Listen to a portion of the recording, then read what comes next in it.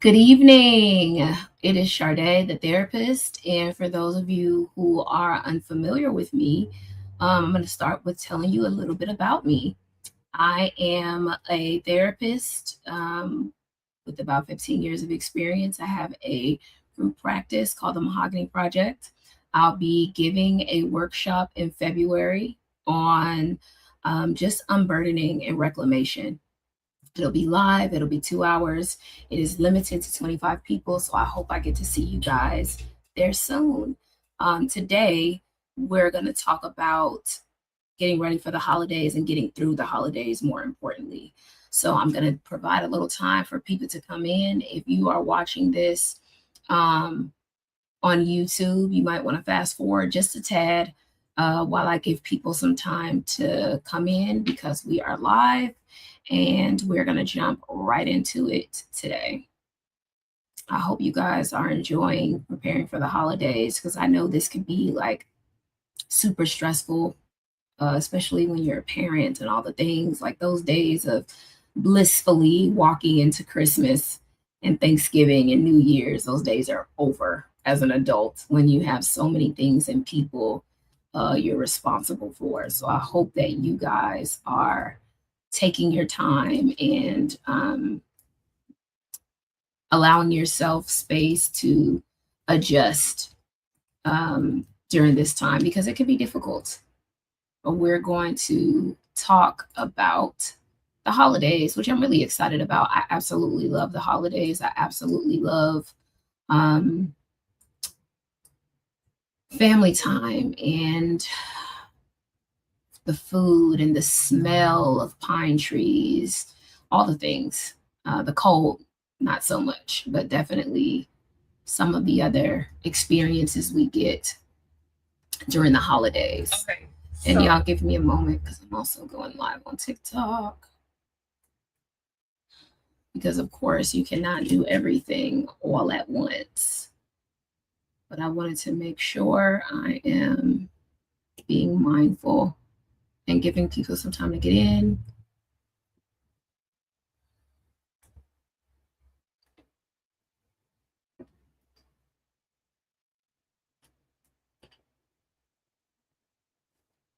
All right.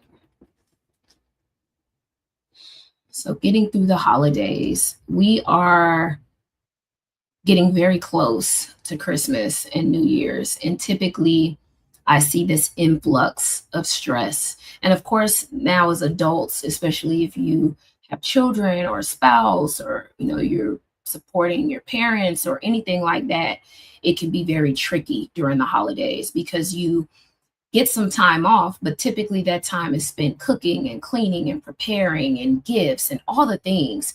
So, as wonderful as the holidays are, it can also be equally as stressful. So, I don't like to overlook that. And I wanted to do a live today that simply focused on giving some tips and getting through the holidays because it can be a very challenging time for people.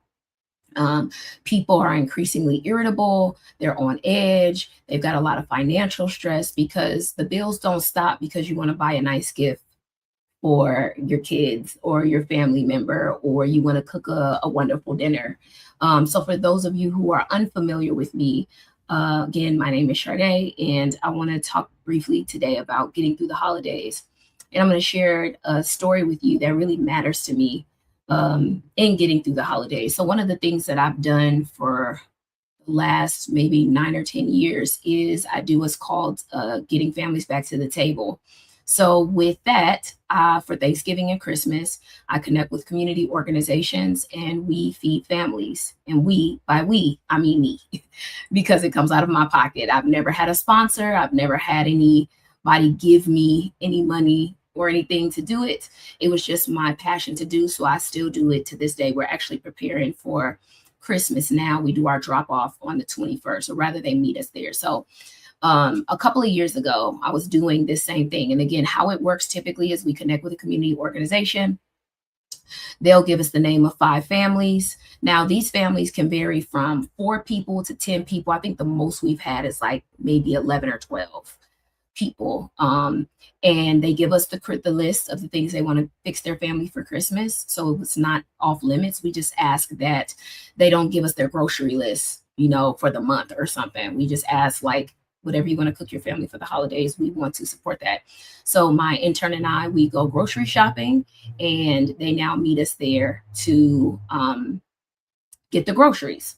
So a couple of years ago, I didn't do it that same way. I would go and buy the groceries. Me and my receptionist, or me and my intern, would go and buy the groceries, and then we would drop it off to them. So they didn't even have to meet us to come pick it up. Well, this particular year, I told my receptionist to go home after we got the groceries. Go home, I'll do the deliveries, no big deal, right?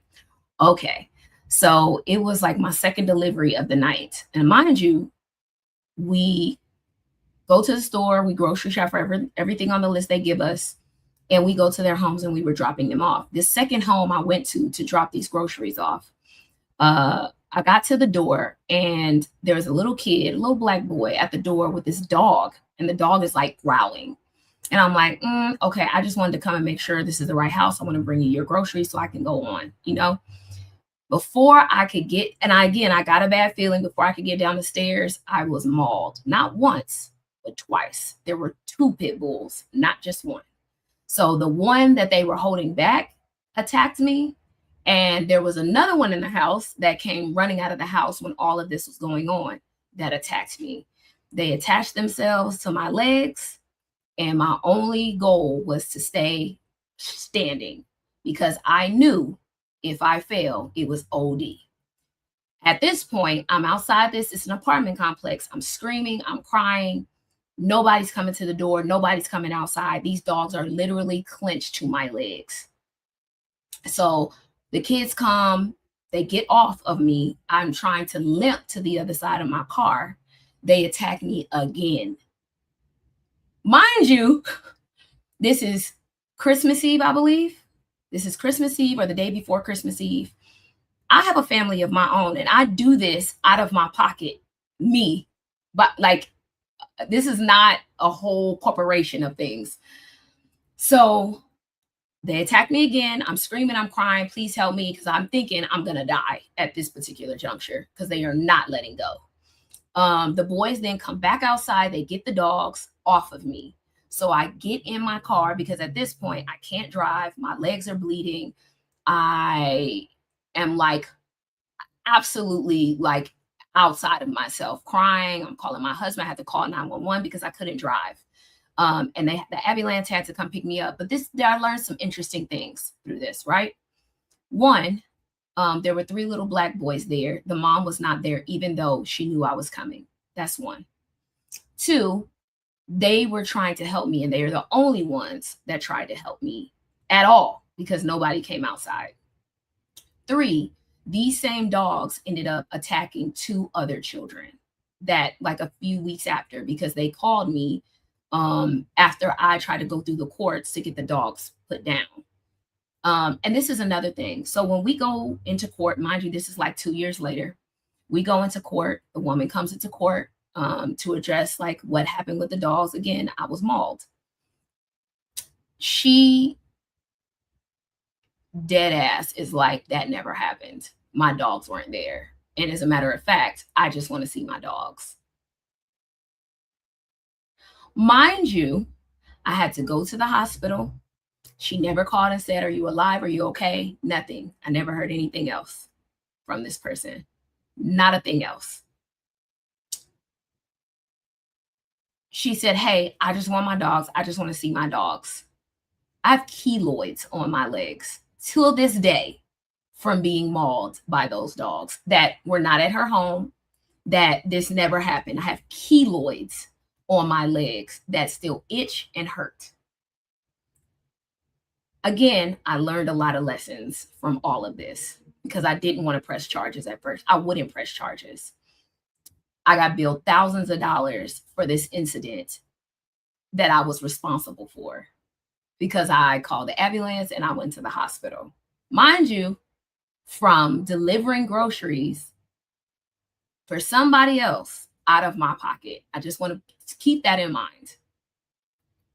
So during this time, I couldn't even enjoy Christmas in the way that I typically would with my own kids because now I am limping because I was mauled on both of my legs.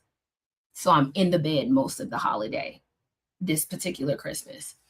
Um, but again, it taught me a couple of things.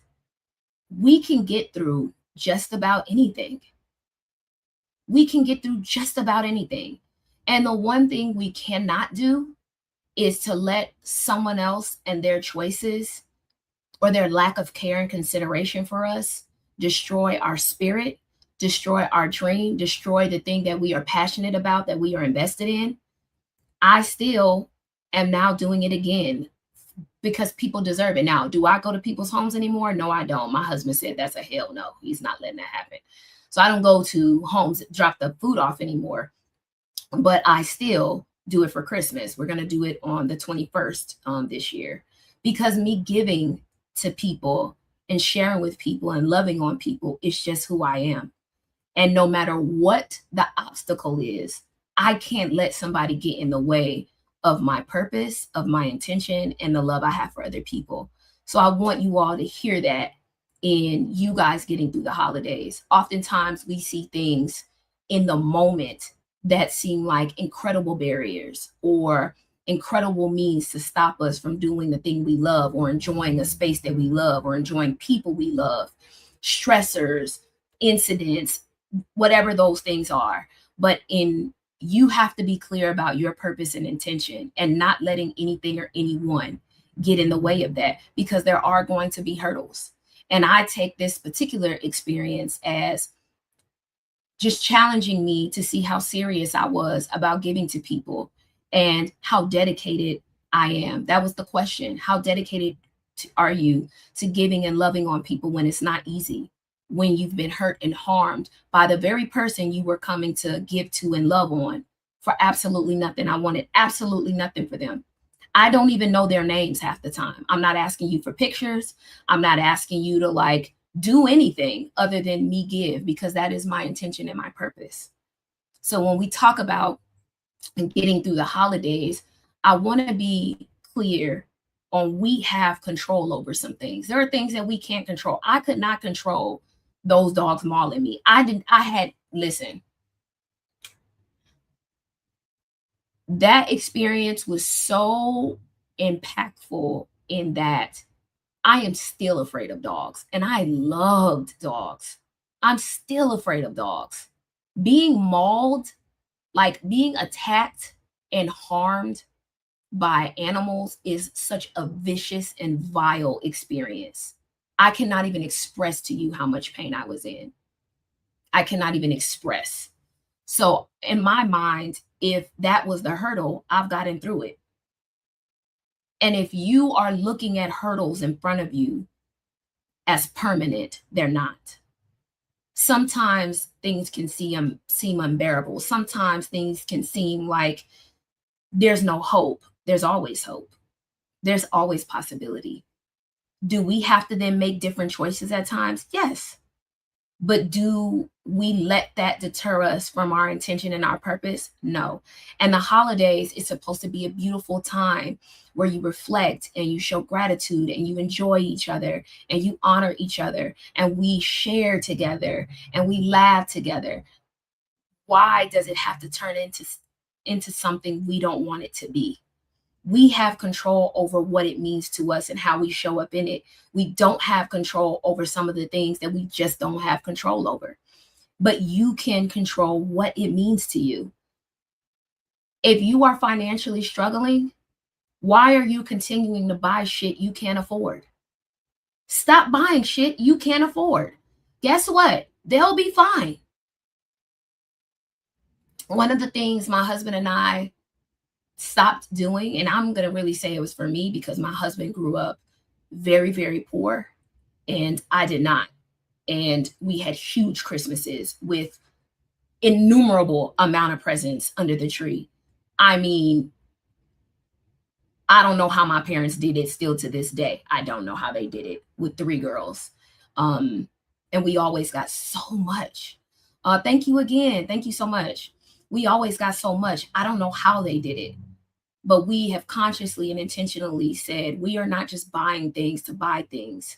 We are going to do great things for our kids, and then that's going to be enough. We spend on our kids throughout the year. It's no need on spending our life savings on Christmas. Christmas means more than that. Christmas is about family. Christmas is about love. Christmas is about our tradition. So I don't. The other thing is encouraging you guys to create traditions that align with you and the things that matter to you and your family. Quality time goes much further than money. People are going to forget most of the things you bought, but they will remember the things that you put your heart, soul, and spirit into, the time you spent together. So during the holidays, we do a gingerbread house making contest. So this year it'll be me, my daughter, and my husband, and my other son he's little, but he'll participate and eat all the things as they usually do. But we do a gingerbread making contest. We also trim the tree on Thanksgiving Day every year. My daughter's already helping me bake cookies. Now I'm gonna tell y'all right now, I am that mom. So I do gifts every year for the teachers. I bake. I love to bake. It's just a hobby. I don't sell anything, but I love to bake. So I bake every year for the teachers and my husband's employees and for my staff. Of my business, I bake and do Christmas. So I'm taking my staff out to Christmas dinner on Sunday. So every year I take them to Christmas dinner because this is about loving people and this is about sharing with people. Again, I am nobody's millionaire. I'm clearly doing my thing, staying consistent when it is completely discouraging at times on social media to try to build wealth for me and my family. I am attempting to do so. But it gets very discouraging and it gets very hard to post every day and to make content when you don't feel like it, when you're tired. I am running a business. I have employees, I have staff, I have payroll, I have all the things. And good, bad, or indifferent, I am responsible for these people and I care about these people and love these people. So doing that matters. So that goes back to tradition. Showing them I love them matters to me, not just saying with words, which I usually do to my staff, just letting them know how fantastic they are. So we have a staff meeting tomorrow, just kind of reiterating to them how fantastic they are. But I take them to dinner for Christmas and then I give them their Christmas gifts during Christmas so we can just share with each other. And then for my family, again, we drink hot cocoa, we light the fire, we watch Christmas movies. It is a whole thing. And it's a time of rest and reconciling and sharing and loving with and for each other. So I hope that you guys are taking the time out. Thank you guys again for the likes and the gifts and all of that. I really appreciate it. I hope you guys are taking time out to honor what Christmas really means to you, to honor what the holidays really mean to you. And don't get caught up in the commercial ideas or what everybody else is doing. You know what you can do. And please don't put yourself in a bind you can't get yourself out of. Because for what? The thing I like to say, and that is metaphorical for this, is how many times I've bought my kids stuff for Christmas and they play with the freaking box. Like, how offensive. I spent all this money buying these extravagant gifts and you play with the box. It taught me a lesson. The gift is the smallest part of this experience.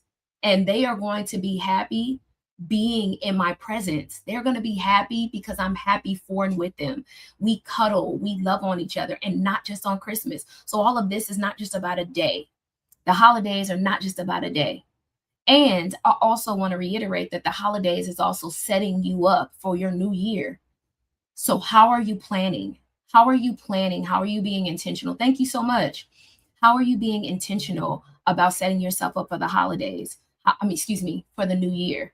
So I'm going to give you a few things that I do through this time that sets me up for the new year. Every year, I've already created my vision board for 2026. But again, y'all, I just want to say, I am type A. I am neurodivergent. I am typically very organized, but can also be equally as chaotic. But I'm always doing so many things at once. So I'm just going to highlight asterisk that.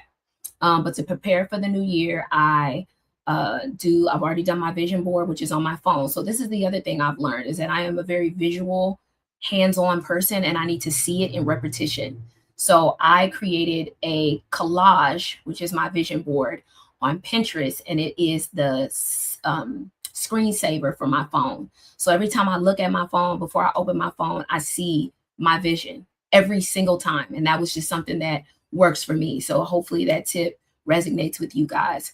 The other thing is I get a physical planner. I do both a physical planner and Google Calendar because the way my life is set up, I need all of the things. But I do both of those, and I plan weekly in my physical planner. But my actual planner for business, we've already started planning for 2026. All of the days I'm going to be out, the vacations I'm taking, the conferences I'm already confirmed for speaking at, the days we're going to be off for the year, the goals for the year. We set up ahead of time. Because that also helps you keep focused on where you're going and what you're trying to do. And it doesn't mean every year I accomplish every goal. It doesn't. There are goals that I set last year that I didn't accomplish, but I did my damnedest. Okay. I did everything that I could do to meet my goal. So I just have to be good with giving my best, giving it all I have, and then pivoting from there. But that's in preparation for the new year. We're going to pivot a little bit back to getting through the holidays. Know your limits. If you're going to a family member's house and you know they get on your last motherfucking nerve, limit your time. You don't have to subject yourself to other people's foolishness or annoyance because you think it's the right thing to do or the nice. I don't believe people are nice. I believe we do what suits us at the time. If we're people pleasers, that suits us too. You can be kind, but being nice doesn't mean that you subject yourself to harm or to put yourself in a position to harm someone else. So, because the excuse can be, well, they just got on my nerves, but they get on your nerves every year. Don't they? Don't they get on your nerves every single year? Why do you just not excuse yourself before it gets as far as you know it's going to get? Set yourself up for success and don't use them as an excuse for poor behavior. That's just, they're not an excuse. You have limits. You have a mouth to advocate for yourself. You have legs to get up and leave. If you don't, that's a different conversation, but y'all know what I mean. Secondly, do what you can do. You guys know when you're around family and the secrets, the uncle nobody likes or has done something wild is there. There's going to be family that says wild shit, does wild shit. I like to call myself a fly on the wall. I mind the business that minds me. Business that is not mine has nothing to do with me. So getting in the middle of drama, you don't have to volunteer for that. You don't have to participate in it. You have a choice. Now, may that be uncomfortable for the person who likes to participate? Yes. But you certainly have a choice not to participate in any of it. What I found in making my experiences enjoyable for me is that I stay out of other people's business. That ain't got nothing to do with me. These generational beefs, nothing to do with me. These so-and-so not talking to so-and-so and so-and-so got an art, that ain't none of my business. None. I want to have a good time. I want to play cards. I want to play dominoes and whoop some ass. That's what I want to do. I don't want to. And for the last couple of Christmases, we've stayed home with our kids and just been a small, quiet Christmas. Don't overlook it. Don't feel obligated to a tradition that you don't enjoy. There are things that you do in love and in sacrifice for others, but there are things that you choose because you're choosing you. You don't have to continue to sacrifice your peace for someone else's appeared joy. Don't be afraid to do what you want to do. Don't be afraid to do it. Honor yourself by figuring out what you want the holidays to look like. And you can do, again, it's not even anything wrong with going to a family member's house. You don't have to spend all day. Who said you have to do that? If you're not having a good time, if it pisses you off, if you're going to leave mad and upset and ranting on the way home, why are you doing it? Why are you doing it? One of the things that I've also honored myself and my family with is we don't travel every holiday. We have a family of 5 and 4 here. Small children. I have small children. Y'all gonna have to come to me. Y'all gonna have to come to me. There are times that many years we've gone to other people. But if you want to come, you have to come to me. And I don't feel bad about it. My travel, vacation time, my money is not just going to be invested in going to see other people that can also come to see me. I don't know about y'all, but that's a no for me. And again, I'm from Los Angeles. My practice is in Virginia. I live in Virginia. It's a no for me. And that is important because that time, that money can go to other things that are also important. So the way that I manage that is we just talk about our travel ahead of time. People often ask, well, Sade, how are you traveling like that? I am a planner. My plan, I went last year to Thailand by myself. I loved it. I planned over a year in advance. We took our children to Paris last March, or this March, 2025 March, to Disneyland, and we stayed for about a week or so. That was all planned ahead of time. And I'm gonna tell you guys something. It cost me less to take my family to Paris than it did to stay for 2 weeks in California. I'm from California. I have family still in California. It costs less. California, I don't know how many of y'all are familiar. It's expensive. It's very, once you go, and again, I have a family, so we get a hotel room, we get a car, the food is good, so you're gonna eat, and we can eat $1,000 in food easy. Okay, easy. It's expensive. It's just expensive, but we are dedicating our money and investing our money in places that we want to go. So this year coming up, we're going to Jamaica. We're taking our kids to Jamaica. Oh, thank you so much. Thank you so much, Naya. I appreciate you. We're taking our family to Jamaica. And then I'm going to Africa by myself. So I'm really, really excited about that. Going and traveling every year is an investment for me. It's what I look forward to. I don't buy expensive bags and all that. I do like gear, as y'all can see. Mama's loves to dress. But for example, this sweatshirt is maybe 7 years old, 6, 7 years old. So I buy what I love. And of course, I have my plant babies that are really expensive to take care of. By the way, they take a lot of time and a lot of energy and effort. I have to plan during the Christmas break to like reset this room because I have not plants, not just in here. I have plants in other places of my house, and I have about 70 to 80 plants. So you have to give them individual care. So it's a lot of investment of a lot of my time and money. Hi. Putting them in different pots, making sure the soil is right, making sure you have all of the tools that you need to keep away gnats and all the things. It can be really costly. People always admire and give me compliments about my plants, which I appreciate. And I also want to say it is a job. It is and it's a job a lot of times because I have a lot of different plants. I have a lot of plants and I have a lot of variations that need just different levels of care. So I do like to just say that, but it is a job, even down to my garden. If you guys can see right here, I have a hydroponic garden. So what that means is it is self-sufficient and that my plants, I grow vegetables, fruits and vegetables, they grow up, not out. But that system was something I invested in because I would plant outside a lot of times. I would plant fruits and vegetables every year in my gardens outside. But I realized that didn't work for me. So I got a hydroponic garden. So right now I'm growing peppers. I'm sure y'all can see them. My babies are growing so good. I'm growing peppers and tomatoes. They look beautiful. They are growing so, so well. So again, that's another thing I do just to take care of myself. Plants, if you guys are unfamiliar with some of the medicinal purposes of plants, I finished my therapy session.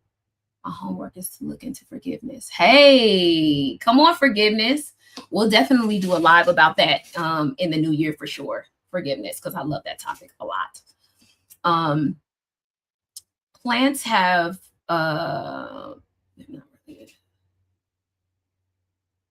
okay, thank you so much. I'm glad you did therapy. Thank you. Plants have a lot of medicinal purposes. Is what pink? You said, is it pink? Is what pink? A lot of plants have medicinal purposes. So like they clear the air. So when I'm doing therapy with other people, I had 3 clients before I got on today. I always light candles. Okay. This is self-care. What? No. I always light candles. So I literally buy candles often. And then I have my plants, which again, clear my air. They set the energy and the tone for the experience. I like to make sure my lighting is correct. All of these things make me feel safe and comfortable to do what I do best. So I also say that to say, look around at your environment. When you're getting through the holidays, make sure it's set up for you to feel good. Make sure your environment is conducive to your well-being. Oftentimes I find like with a lot of my clients, their environment is not conducive to their well-being, whether it's clutter or mess, or it's just not set up aerodynamically in a way that works for them. So even making small changes like that can make the world of difference. Needing to read the religious lens. Oh, we'll talk about that. You don't have to do forgiveness through a religious lens. I do not talk about forgiveness in a religious lens. I am not a religiously forward therapist. I will talk about religion if one of my clients bring it up and to see how it fits in it for them. But I am not a Christian-based therapist or anything like that. So we talked about boundaries, essentially, knowing when to clock out, get out of there, not overextending yourself, and not volunteering. You don't have to volunteer to cook all the meals and all the things and watch so-and-so kids and come on. You ain't got to do all that. Let people do what they're going to do. One of the things that I've learned, and I said this on another video that I posted, another one of my videos I posted, was silence, practicing silence. Just listen, just be present. What I was, and I'll take responsibility for me, I was very good about volunteering for things. And then I'm resentful because I'm busy and I don't have time, or I'm frustrated because I don't have time, or I'm frustrated because now I have 75 things to do on my plate that wasn't on my plate before I volunteered myself to do this. Like, what? How are you resentful for something you volunteered for? I had to get it together. So what I decide to do is sit and be quiet. I listen. I'm not running to the rescue of people. I'm not setting myself up to be frustrated. I'm not volunteering to do things people can do for themselves. Let somebody else do it. Let somebody else do it. Because why not? Why not? Let me set myself up for success by, guess what? Shutting the fuck up. I can just shut the fuck up. They'll say, well, Sade, you okay? You good? Yeah, I'm just a fly on the wall. I'm just here. I'm just happy to be here. That's one of my favorite, because I am. I'm just happy to be here. I'm just happy to be here. I don't need to do all the things. I'm just happy to be here. It absolutely applies to work. And let me tell you guys, when we're getting through the holidays, work is going to be work when you get back there. I don't know why you killing yourself, breaking your back, doing all the things, because guess what I've learned also? The more you do, the more they expect. Oh, you know, Erica can do it with less. Erica got it done. Erica could do it with less resources and so and so and so. So, you know, she good. If she can do it, you could. And since you were able to do it, that means that worked okay. No, baby, it didn't, because you didn't see when I was crying in my car, ho. You didn't see when I'm like falling out, hating on Sunday, coming, knowing tomorrow's Monday and I don't want to come to work. No, you didn't see all of that. You didn't see me ranting and raving to my friends and family because I'm stressed. You didn't know, but you saw that the work got done. Why are you working extra hard for no fucking reason? Why? What are your priorities here? What are the deadlines and due dates? Let's circle back, because why? And I'm going to tell you too, when you're working in large systems, and I'll hear people say, well, this can't get done. And the same exact, listen, I didn't see no bonus on my desk. I didn't see no award for killing myself. Are you crazy? No. That work gonna be there. And I'm going to tell you, as someone who obviously I own my own business and I've done that for 8 years, but I've worked for governments, I've worked in corporate. I am telling you this. If you let them believe you can do more with less, they're going to believe you. If you keep trying to push and push and push and they're going to believe it's possible. Now, I will sit and hear people complain about, we don't have enough time. There's not enough staff. There's not enough. But if you turn around and make them believe you can do it all, they're not going to have any motivation or reason to give you any resources. Hello? Do yourself a favor and stay in your fucking lane. I mean what I'm saying. And I am telling you, I have seen it. I have been in the meetings. I have done all the things. And even as a business owner, I have to check in because the way that I work, I am someone who works a lot, to say the very least. I work a lot. I have a lot of gigs. I have contracts. I have a lot of shit. I keep in mind, people don't work like me. So I have to check in with my receptionist and say, hey, you good? Do you need anything? Is everything good? I have to check in I have to check in because everybody doesn't work like me. And it's not fair to assume that they should. If we need additional resources, I need to know that. But if you do it, if you're working like we don't, then we don't. And if I check in and you say you don't, then we don't. Because guess what? I have 75 million other things to do. I can't micromanage you. And I want you all to consider that. Stop setting yourselves up to fail and be overwhelmed and stressed. For what? And then you blame it on the job when it's not the job. It's you.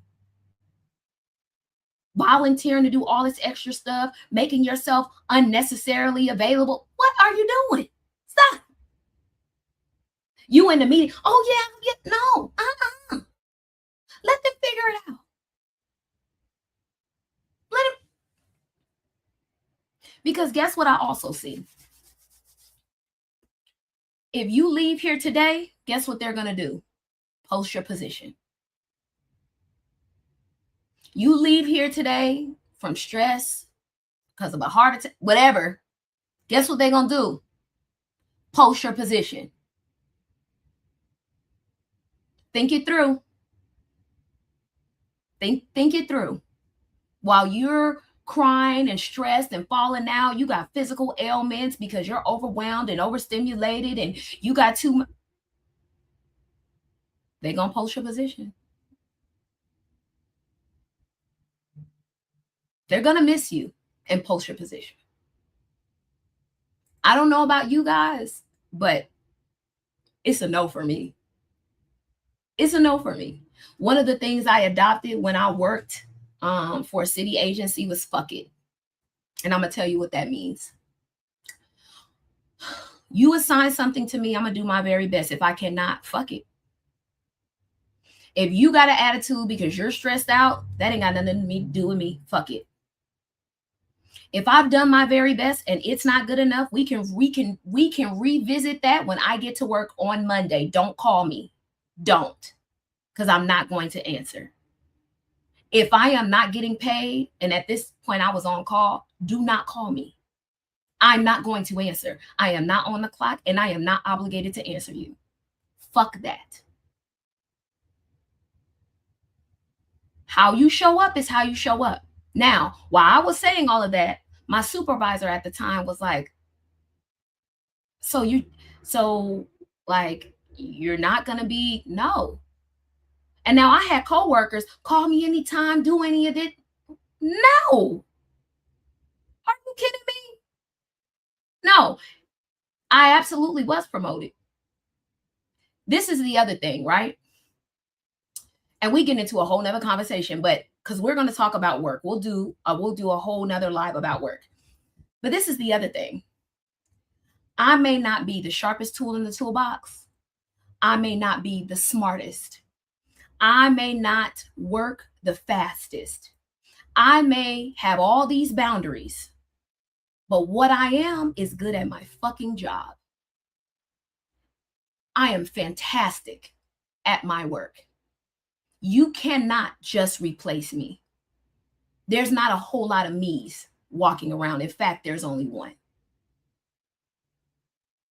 So no, you don't have to kill yourself in a position to make sure you're valuable. I am valuable because I showed up. I am valuable because when I am there, I give you my time, I give you my effort, I give you my energy. I show up with a smile on my face because why not? I'm just happy to be here. I got a check I'm getting from my family. Why am I upset? This place is going to be in chaos whether I'm here or not. What am I mad about? And can't nobody do what I do like I do it. Nobody. In fact, I got a job. I had a job that this was years ago. They gave me a promotion and had just given me a promotion, just given me a raise that they fought me on because they said I would make more than the managers above me. That was not my problem or my business. Clock it, as they say. That's none of my business. My value and my worth and my salary has nothing to do with any of these people because they don't work like me. We can move on. So they said, well, we need to understand why you think, you should be paid this. That's fine. I typed up a beautiful document for them identifying all of my responsibilities. I got a raise. Okay. Maybe 2 months after this is when I first started my practice. So I wasn't making any money. I was stressed. I was using that check to keep my business going. I was working 14 and 16-hour days because I had to be at this job at 6:30 in the morning. I was working in substance use. I had to be at this job 6:30 in the morning, and I was a supervisor. I was a clinical supervisor. And I got off around 3. Then I would go directly to my practice and see clients till like 8 or 9 o'clock at night. So we talk about hustle. People don't usually know what that fucking means. But okay. I was working 14 and 16-hour days. They found out when I found out because I told them, hey, I have a business. Really excited, nothing to hide. I'm a therapist. For those of you who are new, I'm a therapist. And so they had just given me this raise. They were pissed. HR called me in the office and said, well, we found out you have a private practice and either you're going to have to close it down or we're going to fire you.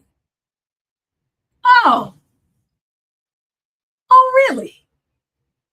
I was like, oh, I'll quit. And my direct supervisor at the time, which is she was the manager of the entire clinic I worked at, was like, wait, whoa. No, wait. Are you sure? Can you think about? No, I'm not. There's nothing to think about. You want me to close a business that is not of a conflict of interest here at all. I don't engage with these clients, market to them. This is not my demographic at all. It is not interfering with my business here at all. You just gave me a raise, so I have to be doing something right. But you're mad because I have something else. I understand. I quit. I'm out of here. They said, okay, well, you need to get your things. You need to clean out your desk today, right now. Also, y'all not even gonna let me close out with the clients. I see what time it is. It's cool, no big deal, right? It's cool. Now, did I cry in the car? 100%. Did I have any money to leave this job? No. Did I have a savings that I just told y'all I was using that paycheck to fill a funnel into my business so I could keep it going? I had office space and everything. I had to pay for it. But was I going to stand on fucking business? Motherfucking right. Why? Because I can make money doing what I do anywhere. And if you just gave me a raise, what you think everybody else is going to pay me? Are you crazy? If you just gave me a raise, and mind you guys, I didn't move positions. I didn't have to get another position to get a raise. And I was making more than the managers were. So you want me to close my business, or you're going to fire me for something I didn't hide and that's not an actual conflict to the business I do here. Okay, I'm out of here. Again, I cried in the car, terrified. But my husband already said to me, hey, if they tell you to quit, if they tell you they're going to fire you, you can leave. It's cool. It's okay. And I'm thinking, well, what money? We ain't got no money. But okay. Okay. I left. I'm going to tell y'all what I had to do. I had no savings. I didn't make money off my business for 6 months.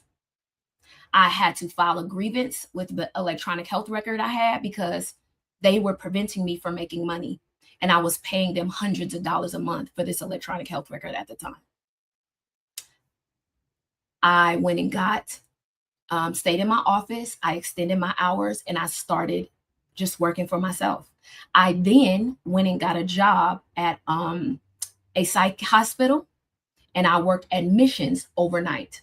So my day would look like I would see clients all during the day. I had to be at this job at 11 o'clock at night. I worked 11 to 7. I worked 11 to 7 a.m. I would get off of that job. I would go to my office. I would sleep for 3 hours or so. I would get up, see clients, go home, take a shower, do it all over again. I did that for months. Well, one would ask, why in the fuck would you do that? Because I believed in me. And I believed in me. And I'm going to tell you guys, I had a newborn at the time. When I lost my job, my child was under the age of 1. We had daycare. And I don't know if y'all know, but daycare high as hell. I couldn't afford not to believe in me. I couldn't afford for somebody to tell me what I could and could not do with my fucking talent. Especially when I know I didn't do anything wrong.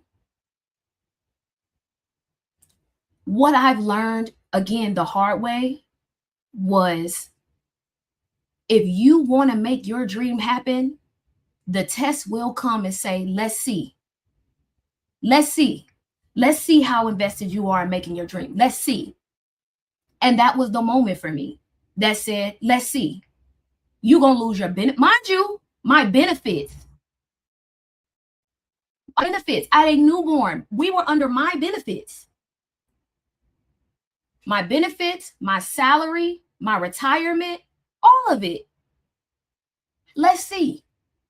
Let's see how invested you are in yourself. Let's see how invested you are in this fucking dream you say you have. Let's see how you're invested, how much you're invested when shit gets rough, when you ain't got no fucking money.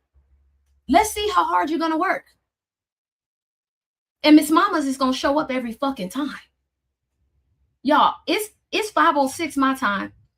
My kids are coming home soon.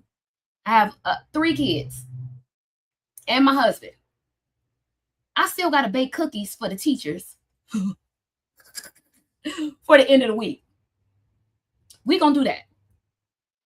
But I am telling you guys, stop giving up on yourself. I'm saying all that to say, fuck what these people talking about. You can get another job. You don't have to be mistreated to collect a check. I can collect a check at Walmart. I told my clients, joking and not fucking joking, if you see me at Walmart waving, mind your fucking business. Because I'm going to do whatever I have to do whenever I have to do it. Whenever I have to do it. Mind your business. Because no, my dreams don't stop because it's deferred. My dreams never stop. And I don't ever stop pursuing them. Whether you see me waving at Walmart, asking for money on the corner, doing whatever I have to do to feed my family, know that my dream has never stopped. It's only deferred. I'm only redirected. That's it. And the holidays is a time to reset. Don't let these folks stress you out during the holiday. Fuck these people. Because guess what? You are not on their mind as much as they are on yours. As humans, we are too selfish. We don't give a fuck. We are talking about this right now. And guess what? When you get off this live, you don't give a fuck about me. You don't give a fuck about me now. You don't know me. You're on here for you. And I understand that. I need y'all to understand that. People are going to show up as much as it serves them. That's how it works.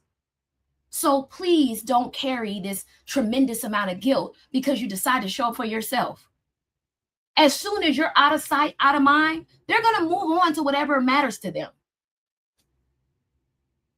You're not as important as you think you are, at least not to everybody else. So make yourself the priority. Why not?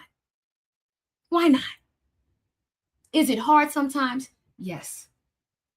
Do I still struggle? Yes. Do I overdo and overwork? Yes. Mama's boundaries are better, but they ain't that great yet. I still got work to do. I work all the time. But I will also say what people don't tell you in owning a business, especially a small business, when you have very little resources, very little help. I'm HR, I'm payroll, I'm all the things. Okay. I have a receptionist, I have an intern. We are a 3-person admin team. And what people do not tell you about owning a business is that it doesn't stop. If my staff has an issue, guess who they're calling or texting? Me. If a client has a complaint, guess who it's coming to? Me. If my receptionist can't show up, guess who has to hire? Me. Guess who has to answer the phone? Me. Guess who has to make sure shit gets done? Me. Guess who has to make sure people get paid, whether we get paid or not? Me. So owning a business isn't for everyone. And I'm going to tell you guys, I have come a very long way. I've made more money than I ever made working for anybody else, working for me. I have contracts. I have a grant. I take insurance, the whole bit. But I can tell you this has been one of the hardest years in my business. One of the hardest years. There's been many tears, many struggles, many trials, many still. But what is not going to happen is while I still have my eyes open and my heart beating and I get the opportunity to live on this earth, and I am so grateful for that, I can't let nobody take my joy. I can't let nobody control my joy with my family and myself during the holidays. I can't let them do it. So I hope y'all hear this.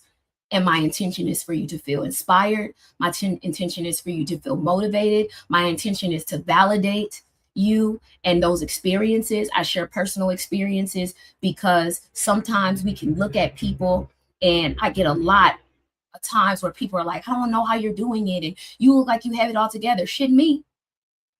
Shit me. I'm trying to figure shit out as we speak. Shitting me. I'm not a millionaire yet. I got a long way to go. Shit me. My dreams are not accomplished yet. I got a long way to go. I still make mistakes. And I've learned a lot, but I still make mistakes. I'm not where I need to be. I still go to therapy. As a matter of fact, I'm looking for a new therapist as we speak because that is my safe place for me to be able to keep my shit together, to not flash out on folks and fuck folks up. Okay? Don't ever look at someone on social media and think it's all good. You see a clip of the bullshit. You see a clip, a small moment in time. After those cameras turn off, it gets very real, very fast. Trust in you. Believe in you. If you are religiously or spiritually connected, connect back to the source. Don't get lost in people's words and their BS. Don't get lost in that. Find your joy. Find your place in the world. Find a place that works for you. You are worth it. You are valuable. You are here. You are alive. You are well. That's already, you have a lot to be grateful for and a lot to show up for. You are enough. Because again, I don't know about y'all. I got a lot of shit to lose. I can't afford to flash out and fuck somebody up. Okay? I can't afford to. And unlike people who be fronting shit, I can't fight. So I'm liable to do something dangerous. I'm liable to do something dangerous. I don't trust myself. Yeah. I can't afford to flash out. I'm not going to make it in jail. I worked as a correctional officer at a time in my life. There is nothing you can do to get me to do something to go to jail. I'm not going to make it. I'm just not going to make it. I'm just not going to make it. No way. I don't want to be nobody girlfriend. I don't want to be woke up in the middle of the night with drug dogs. I don't want nobody sneaking nothing in my yang yang. I don't want nobody waking me up in the middle of the night because their thoughts told them they want to stab me and I'm trying to harm them. I don't want none of that food. I don't want none of them stank breath women. They not listen. I don't want it. It's nothing you can do. So before I flash out, it's best that I just set boundaries. Or as the kids call it, crashing out. Again, I learned flash out working in a prison in Louisiana. That flash out was the word at the time. Don't let these folks, do not give your power away and trick yourself into flashing out. Because they ain't going to lose shit. You going to lose shit. You going to be at home upset, ranting and raving. And for what? For what? No. Clock out. Just clock out. I'm going to tell y'all one brief story before I go, right? Talk about flashing out. This is when I worked in the prison, right? I was trying to be kind. Again, I think nice is a joke, but we'll have another conversation about that another day. Trying to be kind. I was a mentor to one of the gentlemen in my pod. I went through some trials and tribulations. Please remind me to talk about this place because I went through some shit working as a correctional officer. That's neither here nor there. Because mind y'all, you guys don't know, but I'm very small. I'm only 4'10". Okay. I ain't going to do shit. I'm not going to do shit. What I'm going to do? I don't even have a flashlight. I don't have a taser. I got a walkie-talkie. What am I going to do? All these people bigger, they bigger than me. What am I going to do? Okay, cool. This particular day, I was tired of being cussed out. I was tired of them to my face and having to go and again, stop writing them. I'm tired of writing you up. I'm just tired. I'm just tired. It wasn't the day. So my mentee decided he wanted to cuss me out this day, call me everything but a child of God, talk about my mom. Felt real good. Let me have it that day. I flashed out and talked about his mama. Y'all. Now, was I the adult in this situation? So let me clarify. Thank you for asking. They tried this therapeutic approach when I worked in the prison. It was a therapeutic approach. Okay. So you had a mentee that you would meet with. It was one of the gentlemen there that you would encourage, you would empower, you would help, like they needed help writing letters home, stuff like that, like encouraging them to do right thing, make different choices, yada, yada, yada. And my mentee, again, pressing on my nerves because I'm small, but my mouth goes a long way. He just decided he was on that shit today. So I flashed out and I talked about his mama. I just cussed him from here on out. And the look on his face. He said, I knew it. And I said, you knew what? Because you got me really fucked up in here. Like, y'all got, like, I don't know which kind of time you think I'm on. But I'm not on whatever time that is. Like, I knew it. I knew as soon as it got hard, you would talk about me and you don't care about me. And I said, oh, okay. Again, I'm from California. I'm really not that nice. That's first. I'm from LA. Okay. I lived in Inglewood. I'm not that nice. I am a very kind person. I'm a very giving, loving, excited, happy, joyful person, but I'm really not that nice. You tested me in a way that I couldn't bounce back from. Not that day. And so I had to do my own work at home and just get my things together. I had to be accountable. I had to apologize. But when I apologized, what I also said was, I realized you were setting me up to do what you thought I was going to do anyway, and that's disappoint you, disrespect you, dishonor you, and show you that I didn't care about you. You set me up because that's what you think already. You think I don't care about you. You think I'm here to just work. You think people in your life have let you down. So you put me in a position to see how far you could push me so I would show up and validate the thing you thought about me anyway. That was a lesson for me because I had a whole lot of control. He did not. I got to go home at the end of the night. That was a job I could walk away. I mean, I couldn't, I was broke, but I could walk away from if I needed to. I had an apartment I went to. I had a safe place and a home I went to. I had loved ones I got to see whenever I want. He did not. And when I took a moment and thought about it, I had to take accountability for my responsibility for him being able to be who and what he needed to be, and me not taking responsibility for that. And also me not taking offense to him being who he was. But I'm gonna also say this, I'm not gonna apologize for you getting what you deserved. When you put yourself in a position with people to hurt and harm them, to see how far it can go, you cannot then turn around and be clueless about the consequences. So it was a experience for both of us. But I learned in that moment, I have control over me. And there are so many times where people, places, and things, you can feel like they're pushing you into making choices or flashing the fuck out. But quite frankly, we have a choice to be there or not. Quite frankly, we have a choice to give them access to us or not. We have a choice to speak or not. I can be in a room with you and not have to speak to you at all. That is a privilege.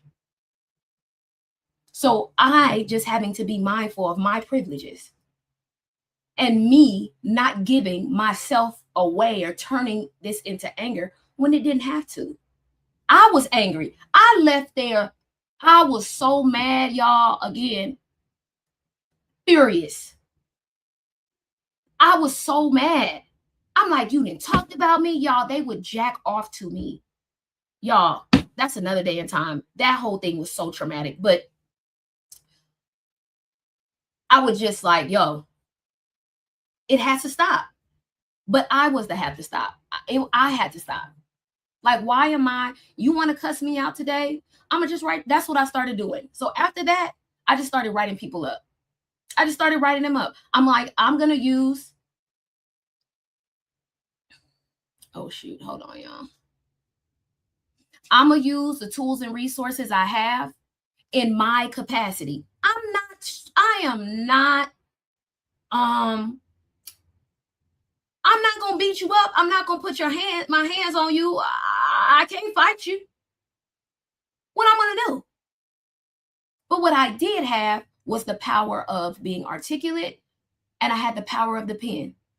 You can do whatever you want to do, and I'm going to constantly, consistently, and quietly put charges on you every time.